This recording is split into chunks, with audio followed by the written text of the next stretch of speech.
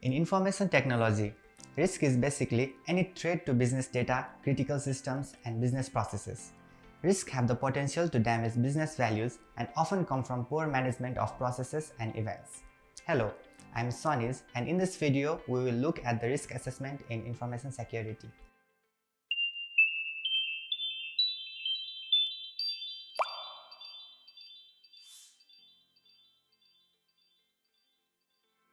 Risk assessment is the process of understanding, managing, controlling, and minimizing cyber risk in the organization. It is an essential component of any organization's data protection and risk management plans. The National Institute of Standard and Technology, also known as NIST, has developed several publications regarding information security risk.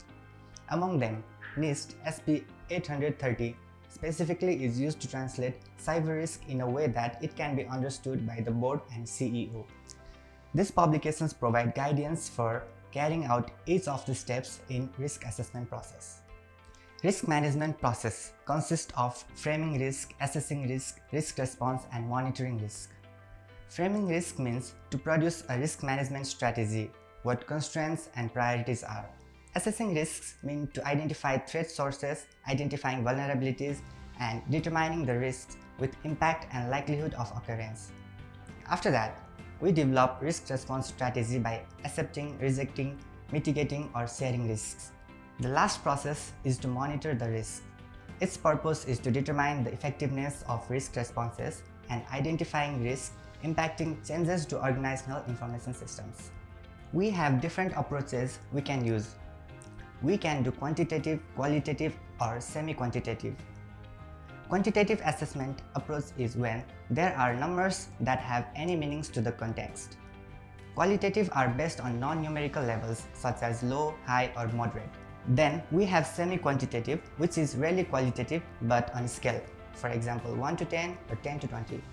Risk assessments can be conducted at 3 tiers in the risk management hierarchy: organization level, mission business process level, and information system level. At Tier 1, the risk assessment is supporting organization-wise. That is, focus is more on organizational assets, operations, and individuals. At Tier 2, it is more focused on mission or business process. We mainly look into enterprise architecture. Whereas, at Level 3, we are looking into the system development life cycles.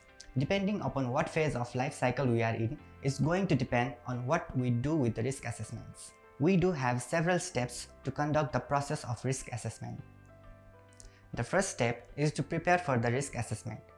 During this step, we identify purposes, scope, sources of information, and identify the risk model. After that, we conduct the risk assessment. In this step, identify threat sources, events, vulnerabilities, determine the likelihood and uncertainties associated with risk determinations. Then, we communicate the risk assessment results and share information developed in execution of risk assessment to support other risk management activities. Finally, the risk assessment has to be maintained.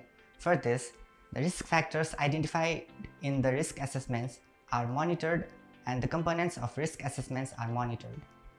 We covered the overall process of risk assessment in this video. I hope that was of much use. Keep checking back for new videos. Thank you.